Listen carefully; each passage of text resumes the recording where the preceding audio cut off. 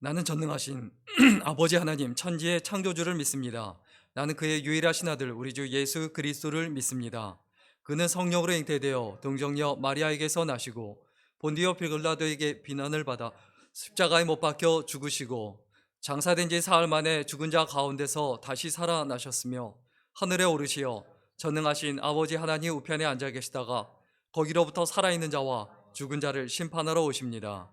나는 성령을 믿으며 거룩한 공교회와 성도의 교제와 죄를 용서받는 것과 몸의 부활과 영생을 믿습니다. 아멘. 찬송가 23장 같이 찬양 드리겠습니다. 23장입니다.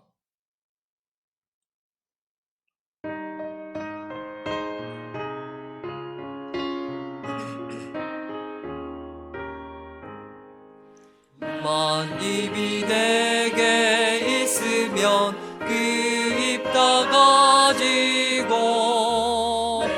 구주 주시는 종을 늘 찬송하겠네. 내 은혜로신 하나님 날 도와주시고 그 크신 영광 널리 펴다 알게 하소서.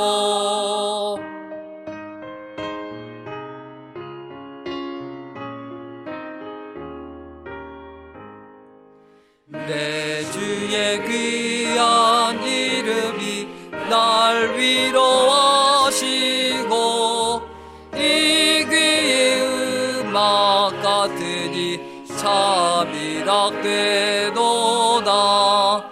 내 죄의 권세 깨뜨려 그 결박 보시고 이 추한 마음을 비로소 고정케 하셨네.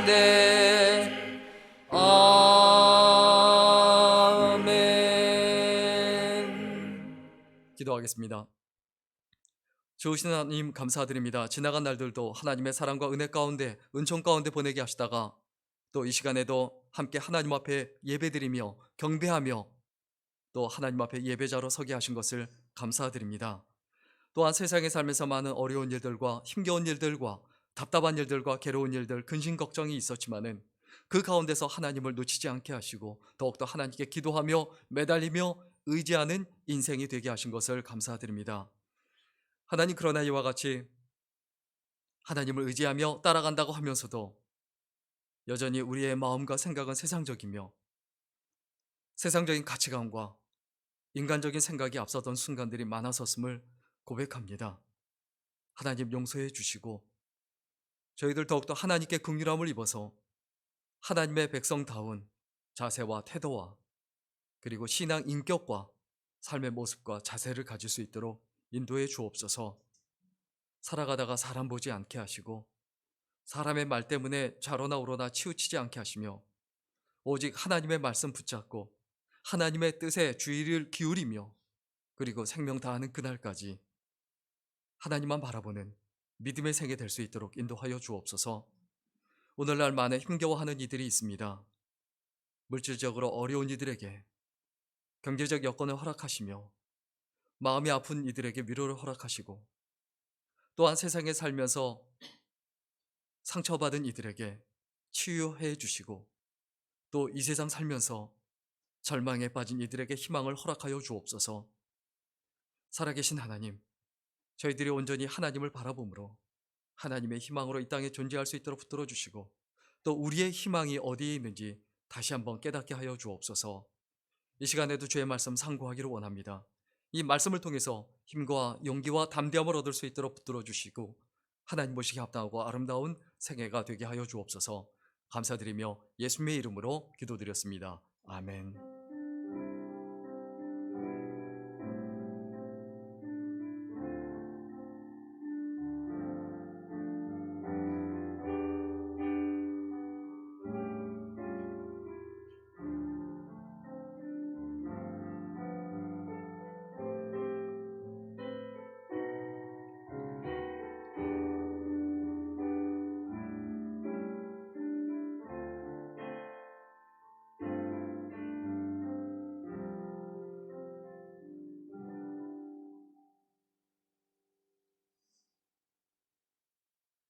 광고 말씀드리겠습니다. 다음 주에는 추수감사 주일로 지킵니다. 1년 동안 우리를 지켜주시고 인도하시고 여기까지 보호하신 하나님의 은혜에 감사하고, 그리고 그 감사를 표현하는 귀한 시간, 그리고 복된 시간이 될 수 있도록 함께 해주시기를 부탁을 드립니다. 다른 광고는 단톡방에 올려드린 주보를 참조해 주시기를 부탁을 드리겠습니다.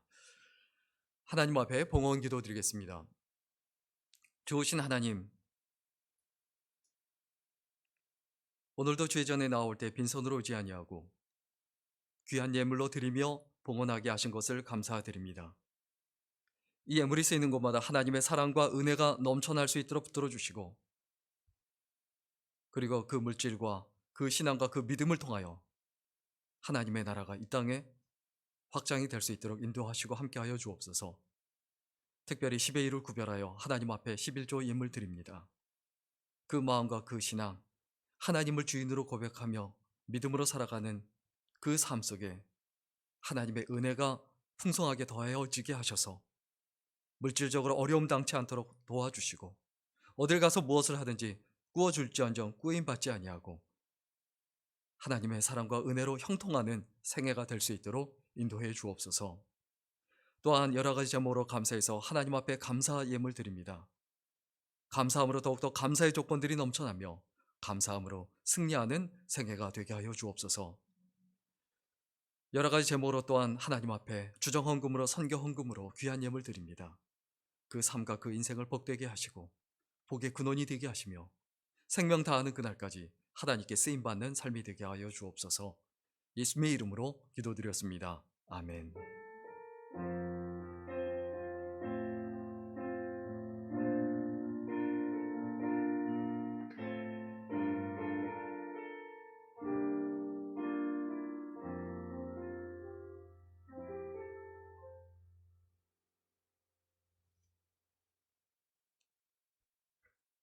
성경 보겠습니다. 오늘 하나님의 말씀 히브리서 12장 2절과 3절입니다. 히브리서 12장 2절과 3절 말씀 우리 같이 읽도록 하겠습니다. 히브리서 12장 2절 3절입니다. 시작. 믿음의 주여 또 온전케 하시는 이인 예수를 바라보자. 그는 그 앞에 있는 기쁨을 위하여 십자가를 참으사 부끄러움을 개의치 아니하시더니 하나님 보좌 우편에 앉으셨느니라. 너희가 피곤하여 낙심하지 않기 위하여 죄인들이 이같이 자기에게 거역한 일을 참으신 일을 생각하라. 아멘. 오늘은 희망의 조건, 희망의 조건이란 제목으로 함께 하나님의 말씀 나누겠습니다. 배고픈 멧돼지 한 마리가 이제 산속을 꿀꿀거리며 먹을 걸 찾아다니고 있었습니다. 그런데 빨갛게 잘 익은 그 홍시가 나무에서 떨어져서 바닥에 있는 것을 본 거예요. 그것을 보고 멧돼지가 와서 좋은 냄새가 나니까 먹었어요. 그런데 너무 맛있는 거예요. 배가 고픈 데다가 잘 익은 홍시를 먹으니까 얼마나 맛있습니까? 그래서 하나를 먹고 나니까 너무 아쉽죠. 그래서 홍시가 또 어디 있나 홍시를 찾으러 그 주위를 훑었어요. 아무리 돌아다녀도 없는 거예요. 그래서 생각하기를 땅에서 혹시 올라오나 싶어서 그 코로 또 입으로 계속 바닥을 다 팠어요. 그 주변을 다 파내려갔어요. 근데 아무리 파내려가고 헤집어도 나오질 않는 거예요. 배가 고파서 죽을 지경이 됐는데도 그 홍시 맛을 잊을 수가 없어서 계속 파내려가는 거예요.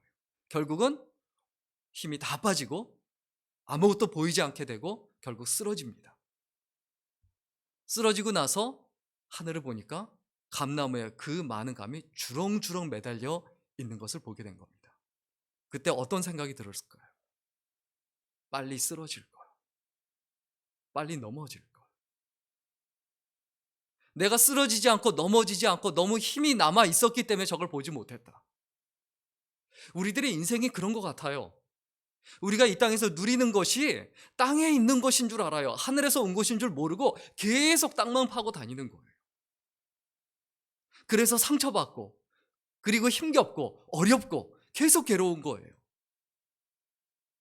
우리의 마음속에 기억해야 합니다. 비전이란 게 있고 꿈이란 게 있고 희망이란 게 있어요. 이 세 가지 차이가 뭘까요? 비전은 뭐냐면 꿈에 계획이 더해진 거예요. 그래서 막연한 꿈이 좀 구체화된 거죠. 그런데 그게 희망이 되진 않아요. 왜? 너무 그래도 막막하니까. 희망은 뭡니까? 꿈에다가 계획은 없다 할지라도 의미를 부여한 거예요. 그래서 삶의 이유가 된 거예요. 내가 왜 이런 꿈을 꿔야 하는가? 내가 왜 이것을 바라봐야 하는가? 내가 이것을 왜 소원해야 하는가? 그 이유를 찾은 거예요. 희망이라는 것은 대단히 중요합니다. 사람이 희망이 없으면 못 살거든요. 그런데 희망이냐 아니냐, 이것은 그 희망이 내 삶의 이유가 되고 동기가 돼야 돼요. 내가 아침에 일어나는 이유, 일을 하는 이유, 밥을 먹는 이유, 사람을 먹는 이유가 돼야 돼요. 그게 희망이에요. 우리가 삶에서 진정한 희망을 갖기 위해서, 소유하고 그리고 품기 위해서 갖춰져야 되는 조건이 있습니다. 그 조건이 뭐냐? 하나는 뭐냐면 무엇을 바라보고 있는가? 이것을 점검해야 돼요. 내가 어떤 것을 바라보고 있는 사람인가? 우리 오늘 보면 2절 말씀 같이 읽겠습니다. 오늘 보면 2절입니다. 같이 읽습니다. 시작. 믿음의 주여 또 온전케 하시는 이인 예수를 바라보자. 그는 그 앞에 있는 기쁨을 위하여 십자가를 참으사 부끄러움을 개의치 아니하시더니 하나님 보좌 우편에 앉으셨느니라. 자, 누구를 바라보자고요? 예수 그리스도를 바라보자. 내가 이 땅에 살아가는 동안에 희망 가운데 살아가려면, 그리고 크리스천으로서 진정 올바른 희망을 품고 살아가려면 무엇을 바라보고 있는지 생각해 봐야 돼요. 돈을 바라보는 사람은 돈이 희망이에요.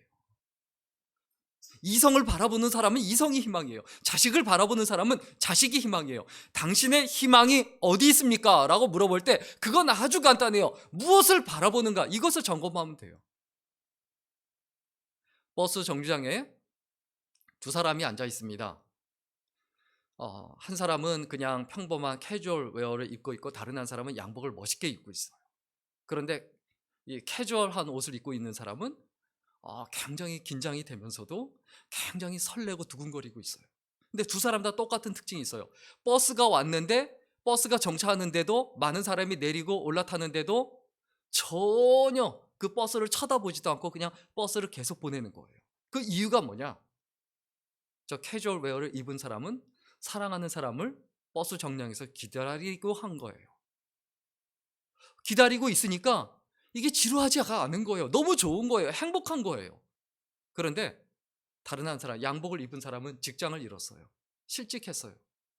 항상 출근하는 버스 정류장이지만 거기에 더 이상 갈 수가 없고, 집에는 출근한다고 하고 나왔지만 갈 수가 없는 거예요. 양복 입고 앉아있지만 겉으로 보기에 그럴듯하지만 그 앉아있는 것이 얼마나 괴롭고 고통스럽습니까? 똑같은 상황이에요. 똑같은 정류장에 앉아있어요. 똑같은 시간이에요. 그런데 어떤 사람은 그 사람이 설레고 짜릿하고 기쁘고 신이 나지만 어떤 사람은 괴롭고 고통스러워요. 왜 그렇습니까? 무엇을 바라보느냐? 무엇을 기다리느냐? 기다릴 것이 있느냐? 희망이 있느냐? 이것이 중요하다는 거예요. 또 반대로 또 이렇게 비슷하게 생각해 볼 수 있어요. 두 사람이 앉아있는데, 똑같이 앉아있는데 두 사람 다 사랑하는 사람을 기다리고 있었어요. 두 사람 다 사랑하는 사람을 기다리고 있는데 한 사람은 어디에 포커스를 맞추고 있느냐? 사랑하는 사람과 데이트할 거 생각하면서 신나는 거예요. 그런데 다른 한 사람은 그 사랑하는 사람, 여자친구 또 사랑하는 사람이 오도록 기다리는데 늦는 거예요. 그러니까 늦으니까 지루한 거예요. 괴로운 거예요. 그 늦고 있다, 그리고 그 시간이 지루하다, 여기에 포커스를 맞추고 있었어요. 너무 똑같은 상황이에요. 그런데 한 사람은 행복하고 한 사람은 불행합니다. 내 삶에, 우리의 인생에 있어서 행복이라는 것은 어디에 있는가? 희망이라는 것은 어디에 있는가? 한번 깊이 생각해 봐야 돼요. 똑같은 상황에서도요, 희망을 붙잡으면 행복하지만 절망을 붙잡으면 불행합니다. 같은 상황에서, 동일한 상황에서 예수 그리스도를 바라보면 희망이지만 똑같은 상황에서 자기 처지, 자기 형편만 바라보고 어려운 것만 바라보면 절망이 되는 거예요. 따라서 우리의 절망과 희망이 다른 데 있지 않고요, 나한테 달려 있는 거예요. 외부에 있지 않아요. 지금 우리 스스로 어떤 것을 바라보고 있는가? 질문을 던져야 돼요. 내가 괴로울 때, 힘들 때, 또 즐거울 때도 내가 무엇을 바라보고 사는 사람인가? 이것에 대한 점검이 늘 날마다 끊임없어야 되죠. 왜 그렇습니까? 우리는 바라보는 것을 향해서 나아가기 때문이에요. 그 바라보는 것이 인생을 결정하기 때문입니다. 돈을 바라보는 사람은 돈을 향해 나아가고 그 돈이 그 사람의 인생을 결정합니다. 쾌락을 바라보는 사람은 쾌락을 향해 나아가고 쾌락이 그 사람의 인생을 결정해요. 그러나 예수 그리스도를 바라보는 사람은 예수님께서 그 인생을 결정해 주세요. 무엇이 내 인생을 결정하는가? 어떤 것이 내 인생을 결정하는가? 마음속에 가슴 깊이 생각해보고 점검해봐야 되지 않을까요? 세상은요, 동전의 양면과 같아요. 이 양면성이 존재해요. 앞면이 있으면 뒷면이 있어요. 오른쪽이 있으면 왼쪽이 있어요. 겉이 있으면 속이 있어요. 빛이 있으면 어둠이 있어요. 가을이 있고 봄이 있습니다. 겨울이 있으면 여름이 있기 마련입니다. 이러한 양면성이 있기 때문에 사람이 활기찰 수 있고 그리고 세상이 아름다울 수 있어요. 그런데 그 가운데서 답을 찾지 못하고 절망에 빠져 있을 수 있습니다.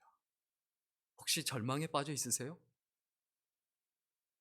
절망이 엄습해오고 진짜 힘겨울 수 있습니다. 그런데 그것은 뭘 의미합니까? 희망이 있다는 것. 다른 면에 희망이 있다는 것을 의미합니다. 문제가 있으면 답이 있기 마련이에요. 인생에서 풀지 못할 문제는 없어요. 우리의 인생의 답은 무엇입니까? 예수 그리스도지 않습니까? 하나님이지 않습니까? 문제가 많아요. 이런 문제, 저런 문제. 그런데 그 대답은 항상 똑같아요. 왜? 예수 그리스도가 우리의 전부니까 그렇습니다. 내 삶의 문제가 뭡니까? 예수님이 전부가 아니라는 거예요. 예수님이 일부라는 거예요. 그냥 필요 정도라는 거예요. 그냥 내가 이럴 때 필요한 분, 내가 외로울 때 필요한 분 정도, 답답할 때 필요한 분 정도. 오늘날 세상을 살면서 희망이 없는 것처럼 느낄 수 있습니다. 그러나 그것은 느낌이에요. 희망이 없는 게 아니에요. 사실이 아니라는 거예요. 절망거리가 많은 만큼 희망거리도 많은 것이 세상살이입니다. 그렇다면 우리가 그 가운데서 어떻게 해야 됩니까? 절망을 붙잡느냐, 희망을 붙잡느냐, 그 차이인 거죠. 우리에게 절망이 가져다 주는 좋은 선물들이 있습니다. 그게 뭡니까? 내가 절망에 빠졌을 때 진짜 친구가 보여요. 내가 힘들어할 때, 내가 어려워할 때, 내가 괴로워할 때, 내가 근심 가운데 있을 때 진짜 나를 생각해 주는 사람, 그 친구를 분별할 수 있게 됩니다. 또 절망 가운데 있을 때 나에게 이해력이 생겨요. 아, 저 사람이 그래서 힘들었구나. 세상살이가 이런 거구나. 내가 신나고 즐거울 때, 기쁠 때, 잘 돼갈 때 그것이 정말 좋은 거였구나. 그리고 내가 그것이 힘들다고 생각했는데 내가 지금 이 바닥까지, 나라까지 떨어져 보니까 그게 좋은 상황이었구나. 그리고 그 사람이 진짜 좋은 사람이었구나. 이런 이해를 하게 돼요. 그리고 절망 가운데 빠지면요, 사람이 인내할 줄 알게 돼요. 인내심이 늘어나요. 인내라는 것은 어른과 아이의 차이예요. 신앙 가운데도 똑같습니다. 인내하지 못하는 사람, 기다리지 못하는 사람, 아무것도 못합니다. 그리고 절망 가운데 있을 때요, 사람이요, 어려움을 이길 수 있는 근성이 생겨요. 평안한 가운데서는 그런 근성이 절대 생길 수가 없습니다. 그리고 성숙함이 생겨요. 자라나고 성숙해져요. 고난 가운데, 절망 가운데 성숙해진다. 그런데 그 모든 것 가운데 가장 중요한 건 뭡니까? 절망 가운데 우리가 진짜 만날 수 있는 가장 중요한 것은 예수님을 진정으로 만날 수 있다는 거예요. 우리의 믿음이 자라나고 우리의 신앙이 자라납니다. 희망이란 건 뭡니까?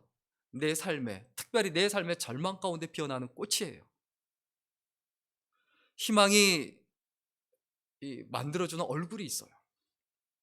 분명히 저 사람은 근심 가운데 있고 어려움 가운데 있고 답답한 가운데 있고 괴로움 가운데 있는데 그 사람의 얼굴을 보면 오히려 희망이 가득하다.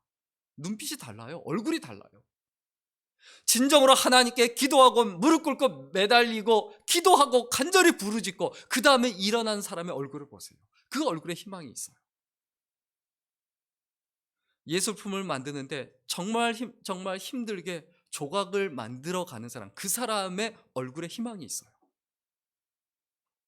큰 대형 벽화를 그리는 사람, 떼학볕 때 힘들고 어렵지만 그 사람의 얼굴에 희망이 있어요. 왜? 끝까지 견디고 해나가면 어떤 작품이 나온다는 걸 자기는 알거든요. 청년들 가운데서도요, 요즘 청년들이 살기 힘들다고 하는데 희망을 품고 있는 청년은 달라요. 걸음걸이도 다르고요, 눈빛도 다르고 말하는 것도 달라요. 영국의 그 어느 병사가 아프리카 밀림지대에 이제 파견이 됐습니다. 그런데 그 소속 부대가 적들에게 포위당해서 다 죽고 다 전사하고 그 한 사람만 살았어요.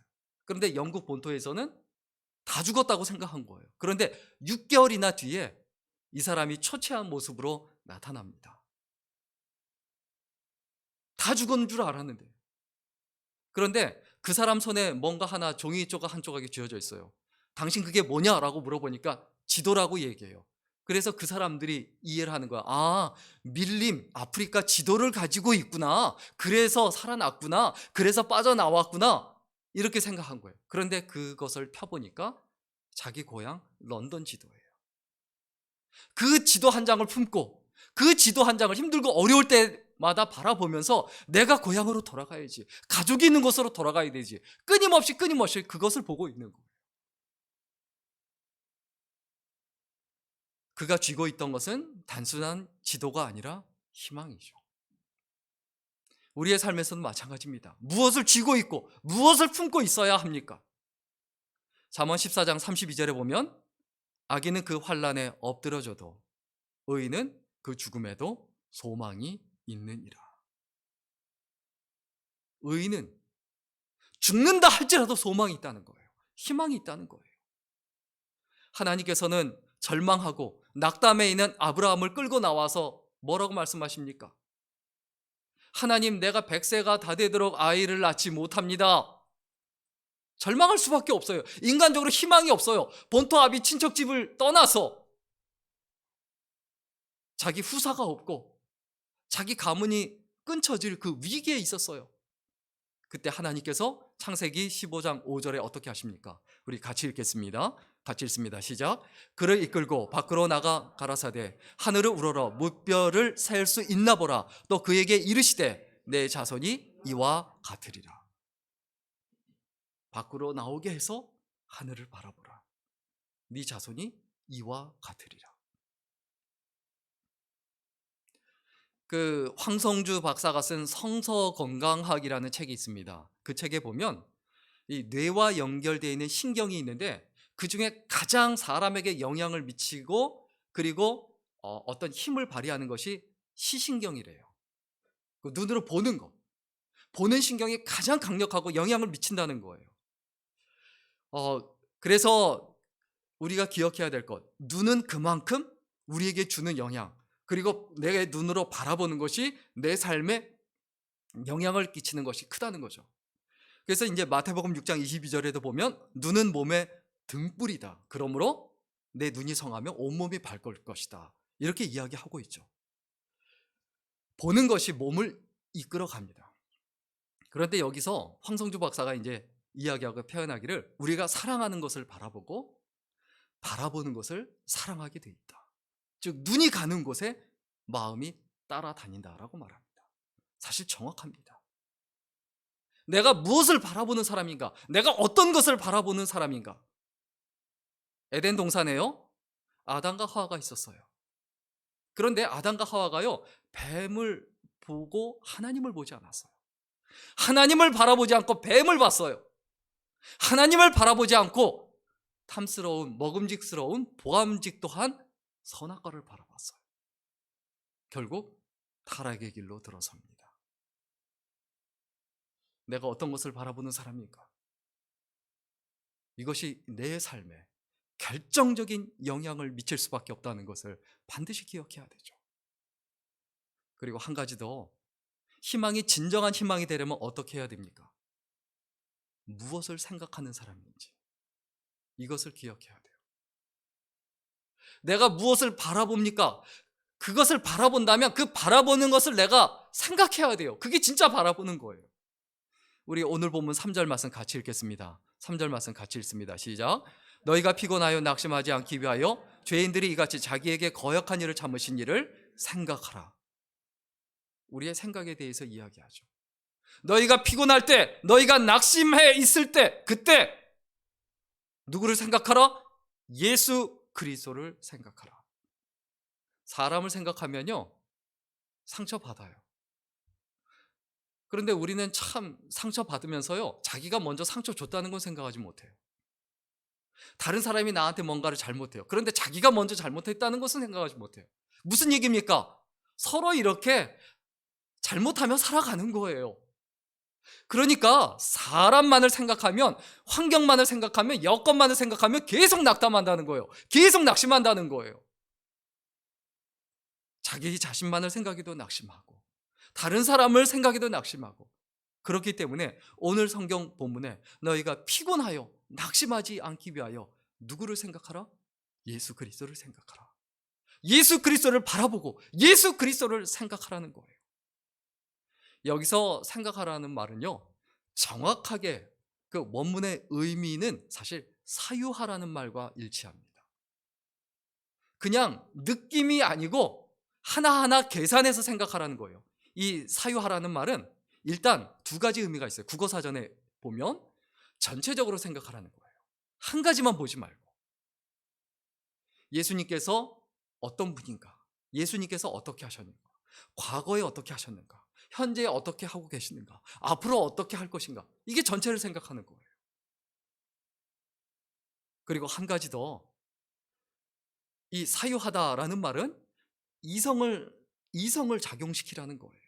느낌의 영역에 갇혀 살지 말고 내가 좋다, 싫다 여기에 갇혀 살지 말고 곰곰이 생각하고 깊이 생각해서 추론을 하고 판단을 하고 개념을 파악하라는 거예요. 평소에 생각하는 것이 그 사람이 어떤 사람인지를 결정합니다. 긍정적인 생각을 하면 긍정적인 사람이 되고 부정적으로 생각하면 부정적인 사람이 돼요. 우리 잠언 23장 7절 말씀 같이 읽겠습니다. 잠언 23장 7절입니다. 같이 읽습니다. 시작. 대저 그 마음의 생각이 어떠하면 그 위인도 그러한즉 그가 너더러 먹고 마시라 할지라도 그 마음은 너와 함께하지 아니함이라.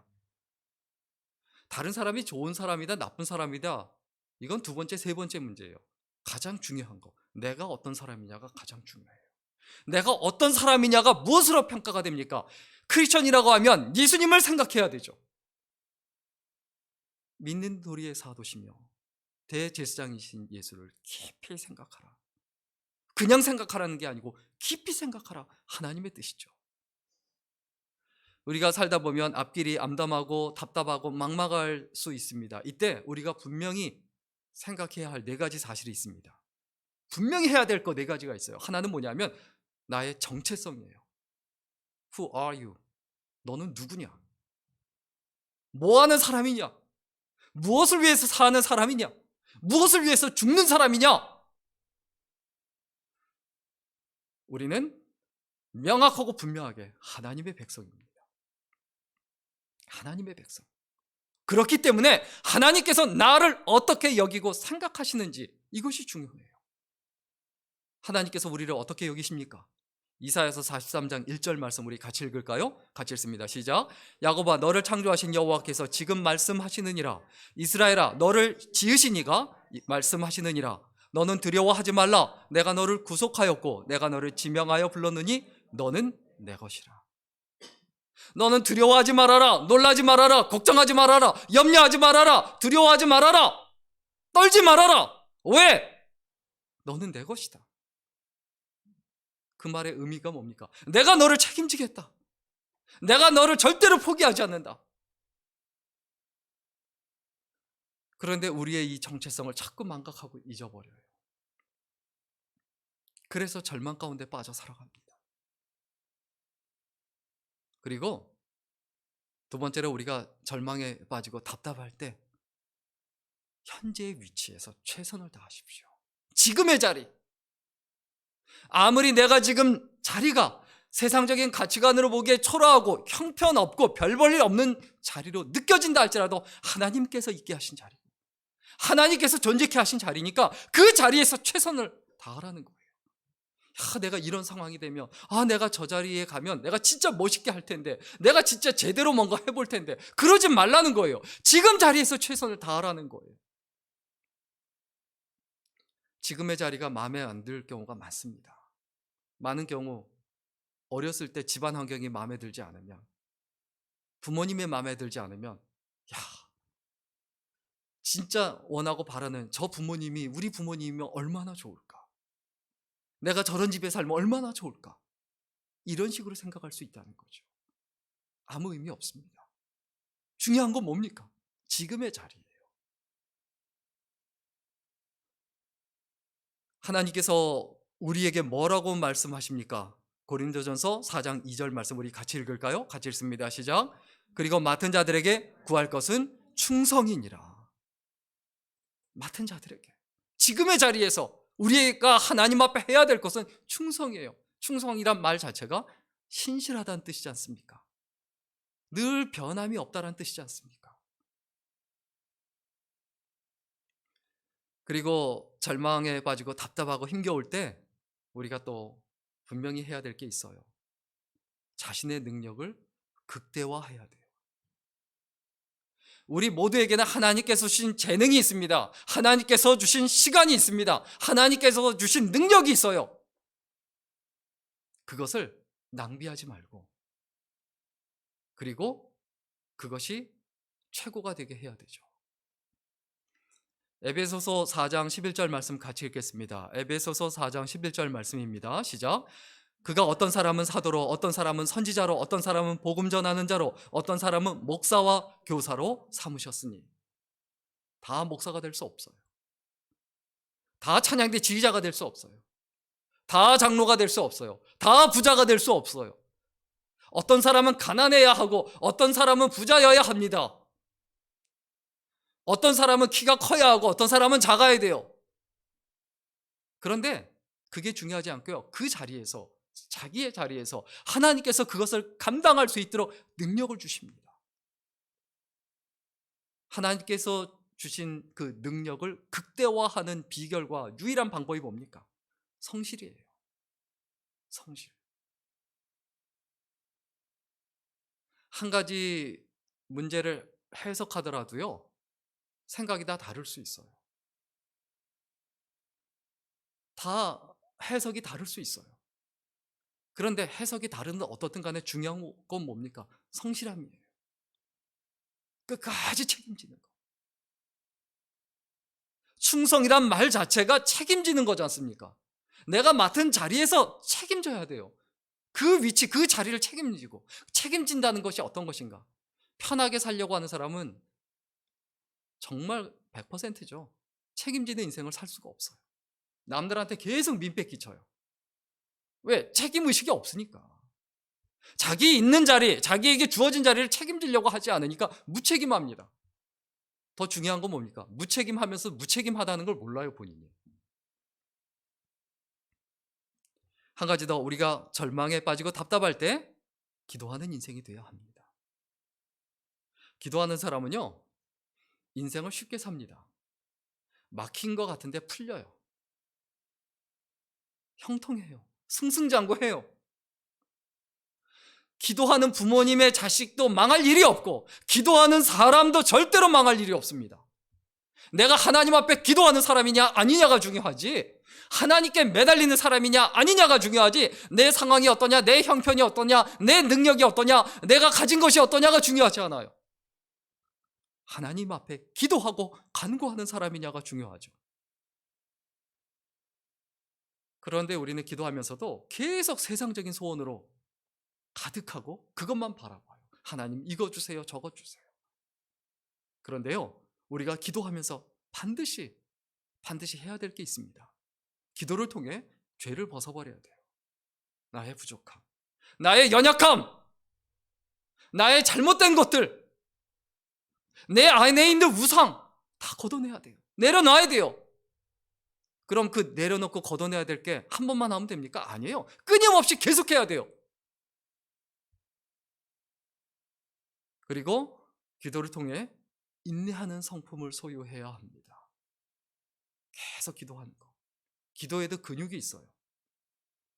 오래 버티는 기도. 끝까지. 그래서 쉬지 말고 기도하라고 하셨죠.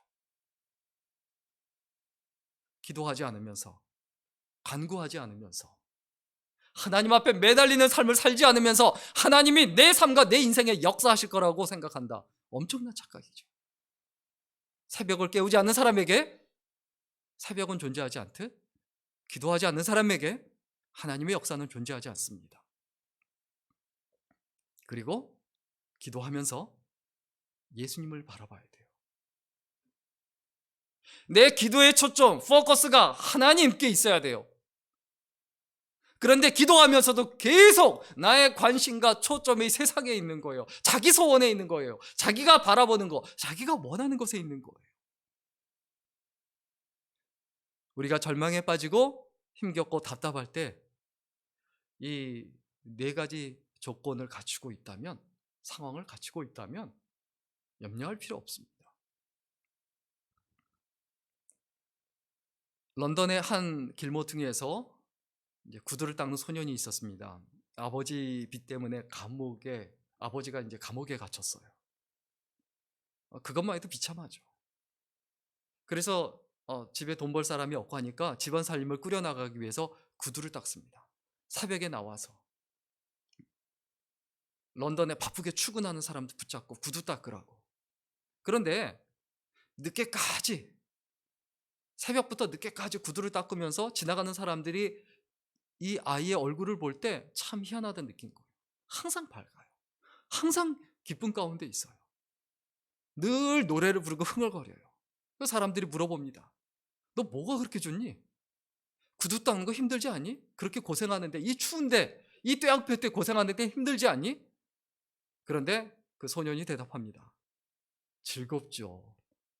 저는 지금 구두를 닦는 게 아니라 희망을 닦습니다. 더러워진 구두에서 반짝반짝거리는 구두를 닦으며 저는 거기서 희망을 봅니다. 구두를 닦는 것이 얼마나 즐거운데요. 이 사람이 누구냐 하면 바로 올리버 트위스트를 지은 찰스 디킨스입니다. 어렸을 때부터 이런 어떤 긍정적인 사고, 부정적인 것에 빠져 있지 않기 때문에 그것이 소설이 되고, 그리고 사람들에게 희망을 주는 소설을 쓸 수 있었던 거죠. 마지막 한 가지 이야기만 하고 마치겠습니다. 마지막 사중주라는 영화가 있습니다. 혹시 보셨는지 모르겠어요. 이 영화에 보면 25년 동안 수천 번이 넘는 공연을 함께 해온 그 푸가라는 그 사중주단이 있어요. 그런데 이 푸가라는 사중주단의 이 정신적인 지주가 누구냐 하면 피터라는 사람이에요. 이제 크리스토퍼 웨이켄이라는 분이 이제 배우가 이 역할을 했는데, 이 사람이, 이 첼리스트 피터가 파킨슨 병에 걸린 거예요. 그러면 시간이 지나갈수록 사중주단이 어떻게 될까요? 첼로를 켜는 사람이 파킨슨 병에 걸려서 현을 제대로 누를 수 없고 음을 제대로 낼 수 없을 때 어떤 일이 벌어질까요? 영화 초반에 이런 장면이 나와요. 자기가 이제 가르치는 학생들에게 이런 말을 합니다. 베토벤은 현악 4중주 곡 14번을 만들면서 쉼 없이 연주하도록 지시하고 그것을 주문하고 그렇게 하도록 이 곡을 만들었습니다. 쉼 없이. 다른 것들은 4악장인데 7악장이나 되고 악장마다 쉬게 되어 있는데 쉬지 않고 이렇게 7악장을 계속 연주하면 어떻게 될까요? 점점 현이라는 것은 연주할수록 점점점 피치가 떨어집니다. 음이 틀려지는데, 그런데 쉬지 않는다라고 하는 것은 쉬면서 반드시 현악기들은 튜닝을 하는데 중간에 튜닝을 할 수 없다는 것을 의미하는 것이 바로 베토벤의 현악 4중주 14번입니다. 그렇게 얘기를 하면서 튜닝이 풀리고 연주하는 동안 하모니가 엉망이 됩니다. 그때 어떻게 하겠습니까? 연주를 그만두겠습니까? 아니면 불협화음이라도 끝까지 필사적으로 서로에게 맞추려고 노력해야 될까요? 왜 첼리스트 피터가 이런 말을 할까요? 자기 인생과 자기 삶에서 파킨슨병에 걸림으로 튜닝이 풀어지거든요. 그러면 푸가란 이 4중주 팀을 해체를 할 것이냐? 모여서 수천 번을 했는데, 전에는 거의 뭐 연습할 필요도 없이 한 번 해보고 그냥 튜닝만 나가 해도 되는데, 이제는 그게 안 되는 거예요. 아무리 모여서 연습을 해도 이 피터 때문에 안 되는 거예요. 연주의 날짜가 다가옵니다. 그때 그들에게 고민이 생깁니다. 좋은 연주를 할 수 없다는 것을 자기들은 알아요. 그런데 연주의 날짜를 지키고 그리고 끝까지 연주를 할 것이냐.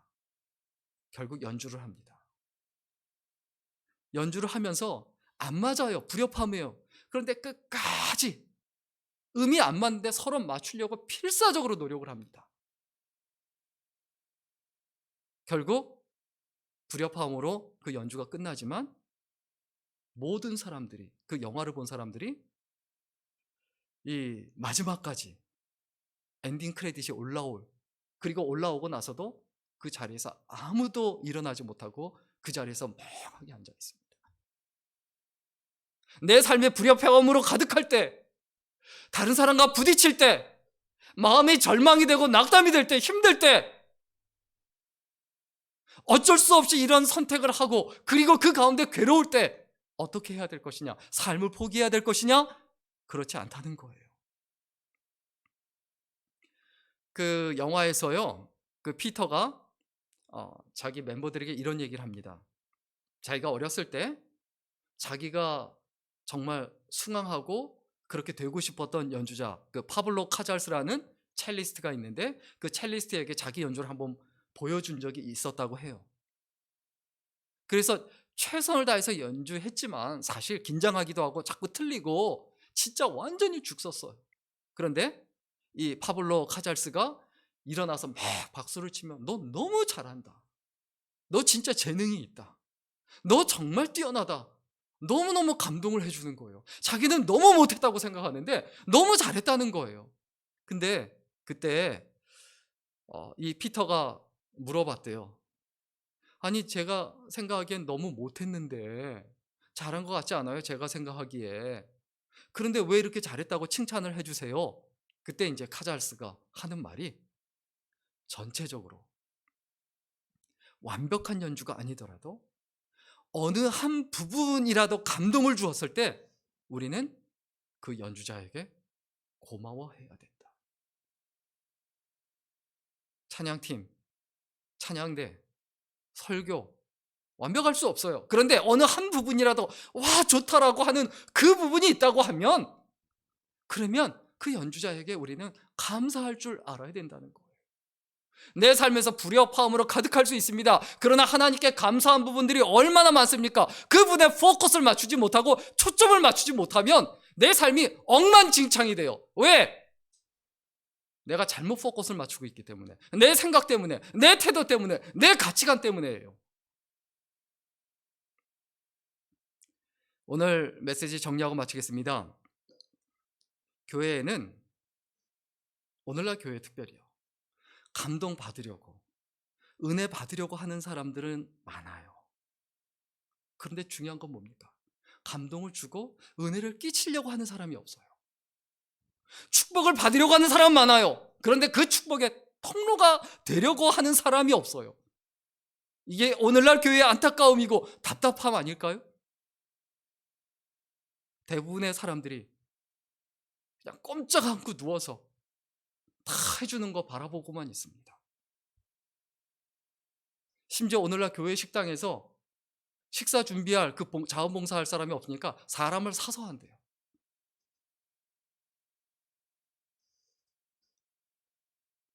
왜 그렇습니까? 예수께 중독되지 않아서 그래요. 예수께 중독되지 않으면요, 돈에 중독되든지 재미에 중독되든지 쾌락에 중독되든지 세상적인 다른 어떤 것에 중독되게 돼 있어요. 화려함에 빠지게 돼 있어요. 내가 예수를 바라보고 예수를 생각하고 예수께 중독되고 예수께 빠져 있지 않으면 다른 것에 빠져들게 돼 있어요. 오늘날 교회가 그렇다는 거예요. 오늘날 크리스천이 그렇지 않습니까?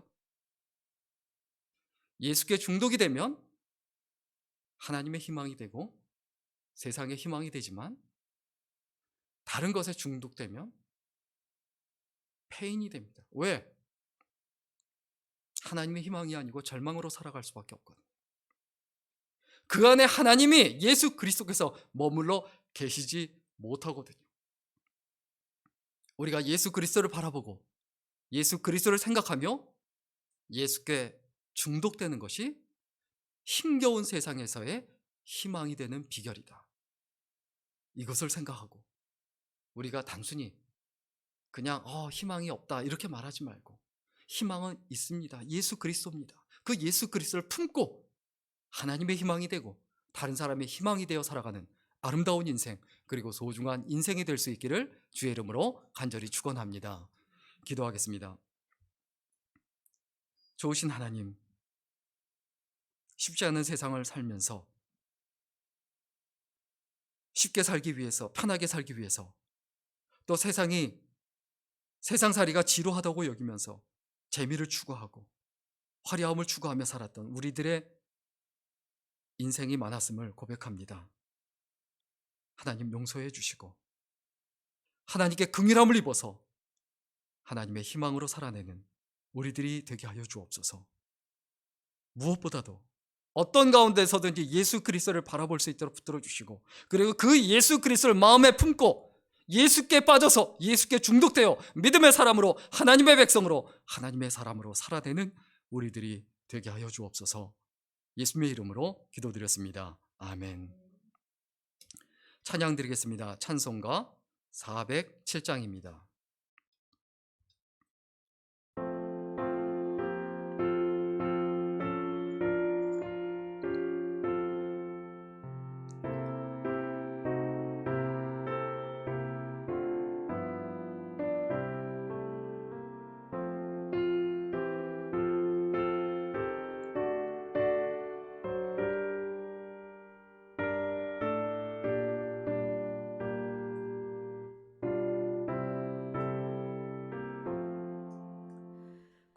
구주와 함께 나 죽었으니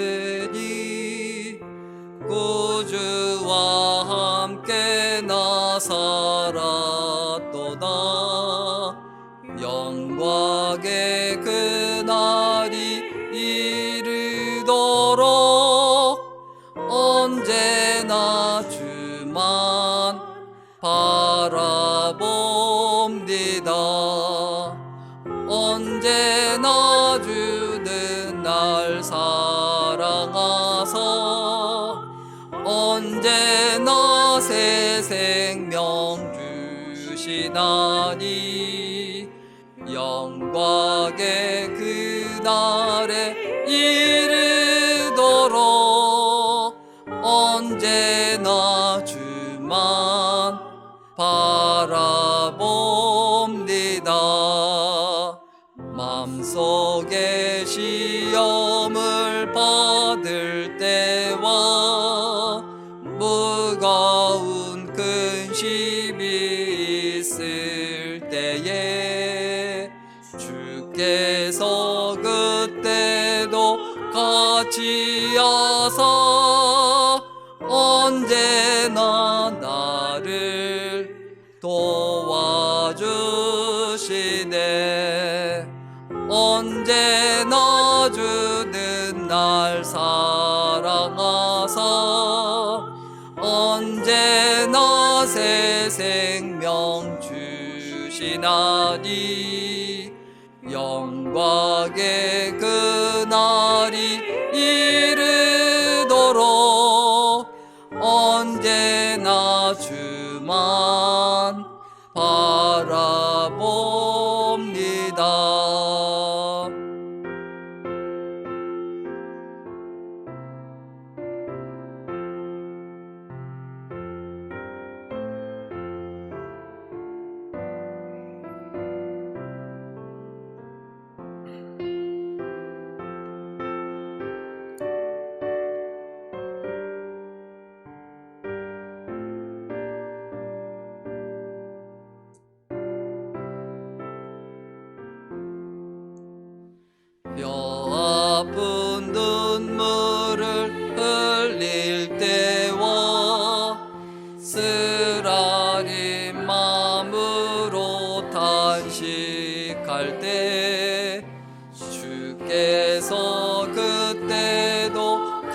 지어서 언제나 나를 생각하시네.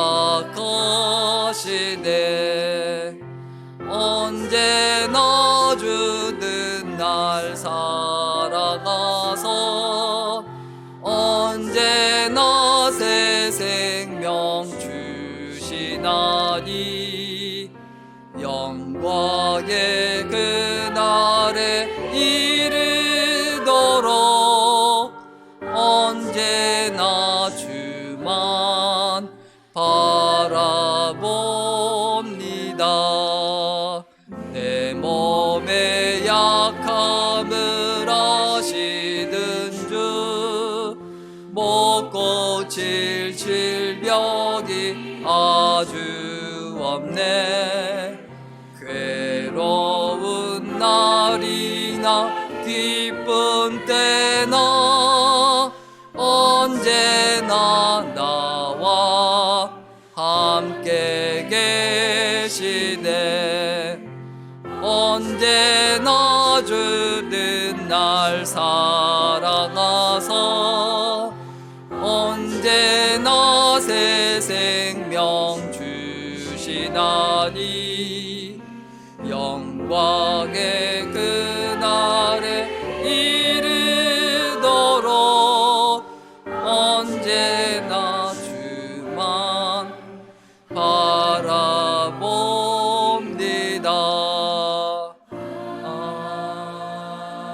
아멘. 기도하겠습니다.